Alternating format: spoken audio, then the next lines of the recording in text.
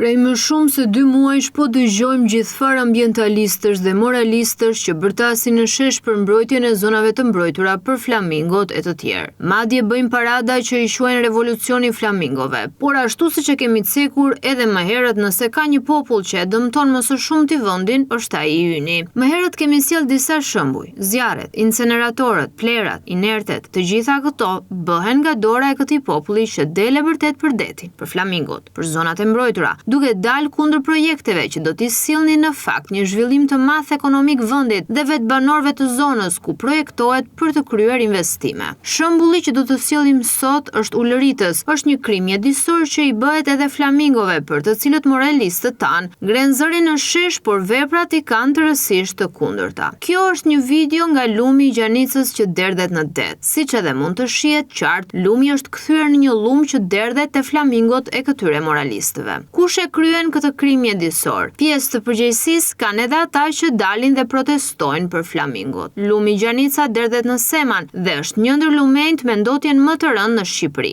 Derdhet naftë dhe mbetjet të tjera të dëmshme. Këto mbetje urbane kanë jetën në qytetin e Fierit, shumë të vështirë me ajër të ndotur në nivelet maksimale. Tani po pastrohet, por në vjesht kur nisin edhe reshjet e shiut, Gjanica me naftë dhe mbetjet të tjera urbane derdhet në lume në det, shkonte flamingot që dikur këta protestues i hanin dhe të pjekura në tavolin. Për këta ambientalistët dhe moralistët e mëdhenj që shkojnë në protest nuk kanë bërë qoftë edhe një protest për këtë krim mjedisor, për këtë katastrofë mjedisore. Asnjë protest. Kush e ka ngritur zërin për këtë ndotje masive të lumit Gjanicës, apo në Grykderdhjen e Semanit që ka një krim të përditshëm mjedisor ku derdhen përrej nafte. Asnjë prej atyre që shesin moral dhe shiten gjoja si mbrojtës të flamingove zonave të mbrojtura nuk ka shkuar qoftë edhe një minutë të protestojnë për këtë krim mjedisor që faturën e tij e paguajnë, po vetë ata që janë përgjegjësit e këtyre katastrofave mjedisore. Nuk e llogarisin as pak dëmin që i shkaktojnë natyrës, lumenjve, deteve, duke derdhur mbetje urbane, naftë, plera, shkarkimin e ujrave të zeza. Ka një paradoks që po përsëritet vazhdimisht. Të njëjtët moralistë që dalin në protesta, mbajnë fjalime për mbrojtjen e natyrës, janë vetë kontribuesit më të mëdhenj në shkatërimin e mjedisit. Flasin për flamingot, biodiversitetin dhe ekosistemet, por ndërkohë derdhin naftë në lumenj që përfundojnë në det. Nuk bëhet fjalë vetëm për naftë. Lumenjt mbushen me mbetje industriale, plera plastike dhe mbetje të tjera që elmojnë ujin, tokën dhe gjallësat. Kjo nuk është thjesht papërgjegjshmëri, është një krim mjedisor me pasoja afatgjata. Është e lehtë të shfaqesh si ambientalist para kamerave dhe në rrjetet sociale. Shumë e vështirë është të respektosh ligjin dhe të mos ndotësh mjedisin me aktivitetin tënd të përditshëm. Mbrojtja e natyrës nuk matet me pankarta dhe deklarata, por me veprime konkrete. Kush ndot lumenjt, detin dhe tokën, nuk mund të kërkojnë kredenciale morale si mbrojtës i mjedisit. Hipokrizia dhe të bërit moral nuk pastrojnë naftën nga uji, nuk rikthejnë gjallësat e zhdukura dhe nuk fshin dëmin e shkaktuar. Moralistët që shesin moral duhet t'i bëjnë moral vetes.